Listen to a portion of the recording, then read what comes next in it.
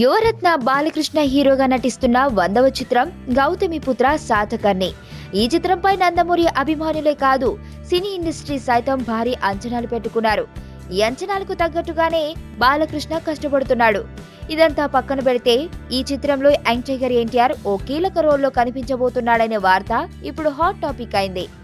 ఇప్పటికే ఈ చిత్రంపై తారస్థాయిలో అంచనాలు ఏర్పడుతున్న తరుణంలో ఎన్టీఆర్ నటిస్తున్నాడనే వార్త ఇప్పుడు ఇంకాస్త సినిమాపై అంచనాలు పెంచుతుంది.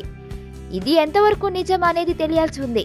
చారిత్రక నేపథ్యం కలిగిన అంశం కావడంతో డైరెక్టర్ క్రిష్ సైతం ఈ చిత్రంపై చాలా జాగ్రత్తలు తీసుకుంటూ తెరకెక్కిస్తున్నారు. ఇక కాస్ట్ విషయానికి వస్తే ఇప్పటికే హీరోయిన్ గా శ్రేయ కన్ఫర్మ్ అయింది. అలాగే హేమమాలిని తల్లి పాత్రలో నటించగా దేవిశ్రీ ప్రసాద్ మ్యూజిక్ అందిస్తున్నాడు. మనకి ఎవడన్నా సాయం చేస్తే మన వాళ్ళ లైఫ్తో వ్యవసాయం చేస్తాం.